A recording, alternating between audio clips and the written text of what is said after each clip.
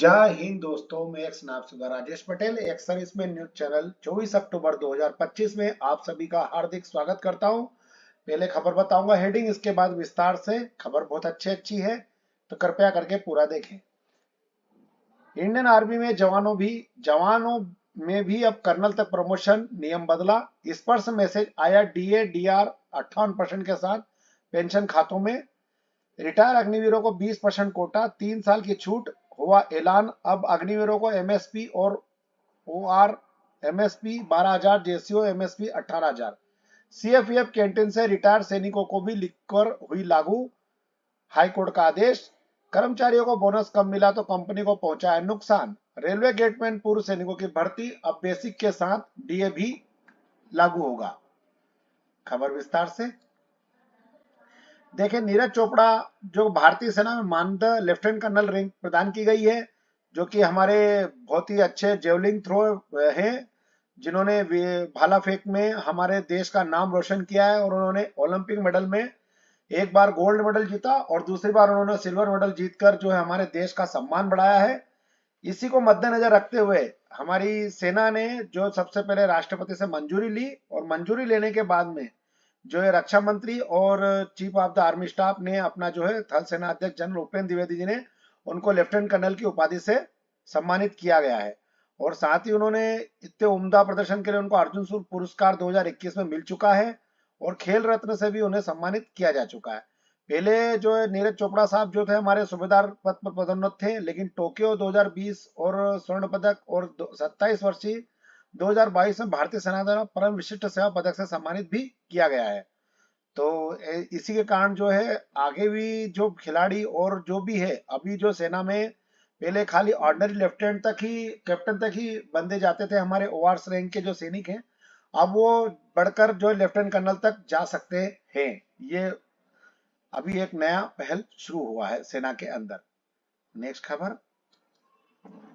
ये जो पेंशन खातों का बताया जा रहा है कि पेंशन खातों में क्रेडिट इतनी सी हुई है, ये पेंशन खाता में क्रेडिट नहीं हुई है। ये जो डीआर है, अपना डीए है, ये डीए का मैसेज है जिसके अंदर लिखा हुआ है कि पेंशन विल बी क्रेडिट, लेकिन ये एक्चुअल में क्या है, डीए है। तो आपने खाते में पेंशन के रूप में आया, इसलिए क्या pension credit card credit account में लिखा गया है। ये पेंशन नहीं है आपकी, ये डीए का एरियर है। नेक्स्ट खबर। सीएम योगी का बड़ा ऐलान है, पूर्व अग्निवीरों की पुलिस में होगी भर्तियां, आयु में भी मिलेगी 3 साल की छूट। अपनी अग्निवीरों को जो हमारे जो मुख्यमंत्री योगी आदित्यनाथ जी हैं, उन्होंने पुलिस में 20% का कोटा आरक्षित किया है अग्निवीरों के लिए, और 3 साल की इसके अंदर छूट भी दी है। और इसके अंदर जो कोटे में एससी एसटी ओबीसी और ईडब्ल्यूसी आदि भी शामिल है। पीएससी में भी मिलेगा कोटा, और जितनी भी जो है फोर्स से संबंधित जो भर्तियां हैं उसके अंदर जो है उत्तर प्रदेश में जो है सैनिकों को जो है मौका मिलेगा, अग्निवीर सैनिकों को। तो ये बहुत अच्छी पहल है उनकी। और अभी जो है भर्तियां उनमें हो रखी है, जिसमें यूपी पुलिस में 2.09 लाख कर्मचारियों की भर्ती की गई है, जिसमें 34,000 महिलाएं भी शामिल होगी, और 1.52 लाख अधिकारियों का प्रमोशन भी किया जाएगा। फिलहाल 28,154 पदों पर भर्ती और 2,391 पदों पर प्रमोशन की प्रक्रिया चल रही है। हाल ही में पुलिस विभाग ने 60,000 से अधिक कांस्टेबलों की नियुक्ति भी की गई है। तो मैं हमारे आदित्यनाथ जी, योगी जी, मुख्यमंत्री जी का मैं साधुवाद करता हूं और उनको धन्यवाद देता हूं कि जो कि उन्होंने अग्निवीरों के लिए इतना सोचा है। नेक्स्ट खबर। मिलिट्री सर्विस पे एज करके दिया हुआ है, जिसमें लिखा गया है कि थर्ड सीपीसी में कितना था, और 1950 में फोर्थ में कितना था, और 6 पे में 6,000 से 4200 ये हुआ था। 7 एमएससीपी में एमएसपी रेट इनहेंस्ड 2.57 के लिए किया गया है। देखो अभी कितना मान्य होता है। और इसमें जो है ये ओआरस का जो पहले का जो था कि पहले अफसर्स का 15,500 था, एमएनएस का 10,000 था, और जेसीओआर का 5200 रुपए था, जो कि बढ़कर अब रिकमेंड किया गया है। अफसर्स का 30,000 रुपए, एमएनएस का 21,000 रुपए, और जेसीओस का 18,000 रुपए, और ओआरस का 12,000 रुपए रिस्क अलाउंस किया गया है। लेकिन इसमें अभी अग्निवीरों के लिए भी सोचने के लिए कहा जा रहा है, लेकिन क्योंकि अग्निवीरों के लिए भी कर देंगे तो फिर उनके लिए और भी सुविधाएं देनी पड़ेगी, इसलिए अभी जो है ये मामला जो है विचाराधीन है। एक सर्विसमैन जो एलिजिबिलिटी क्राइटेरिया एरिया होना चाहिए, उसके अंदर 15 साल होना चाहिए, और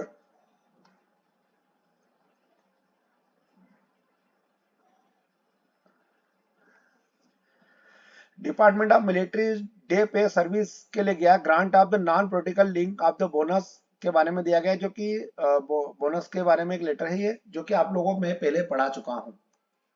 नेक्स्ट खबर, पूर्व सीआईएसएफ कर्मियों को सीएपीएफ कैंटीन में शराब खरीदने का के लिए केरल उच्च न्यायालय ने आदेश दिया है। इसमें सीआरपी और बीएसएफ जैसे केंद्रीय सशस्त्र पुलिस बलों के लिए सीएपी द्वारा संचालित कैंटीन शराबों से खरीदने का हकदार है।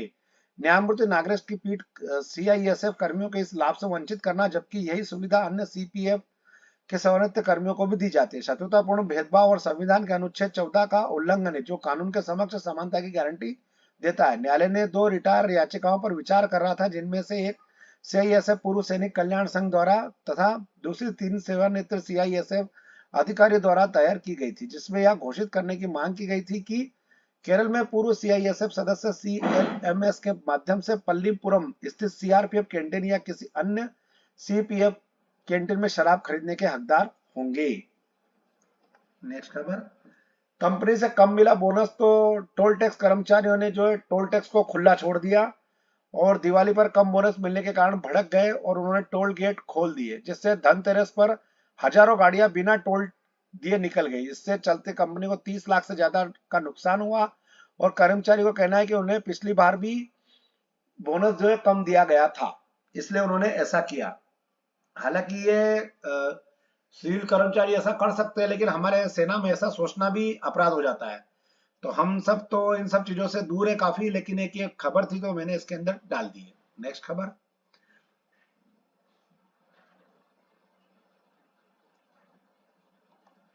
ये अपना जो है एक्स सर्विसमैन 15 साल का होना चाहिए और बीएसएफ सीआरपीएफ का नॉट एलिजिबल है। और ये बाकी भर्ती, ये जो रेलवे गेटमैन की भर्ती के बारे में दिया गया है, बाकी मैं इसका अलग से आपको कल इसकी वीडियो और डाल दूंगा, जिससे कि रेलवे गेटमैन में जो भर्ती होंगे उनकी डीए भी जो अपना उनका बेसिक है, बेसिक के साथ में उनको डीए भी मिलेगा।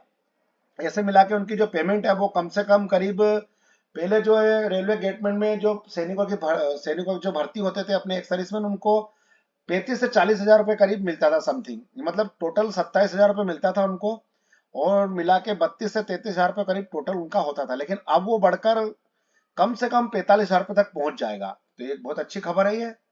बाकी इसकी और न्यूज में आगे डाल दूंगा मैं आपको कल। और बस दोस्तों, मेरे पास आज खबर यहीं तक थी। आपका दिन शुभ रहे, जय हिंद, राम राम। खबर अच्छी लगे तो लाइक सब्सक्राइब जरूर करें। आप लोग मेरी खबरों को देखते हैं, बहुत ही अच्छा, मैं उसके लिए आपका बहुत बहुत धन्यवाद और शुक्रगुजार करता हूं। लेकिन कृपया करके मेरी आपसे विनती है कि सब्सक्राइबर जरूर करें, जिससे मैं आपका बहुत बहुत आभारी रहूंगा। जय हिंद, राम राम।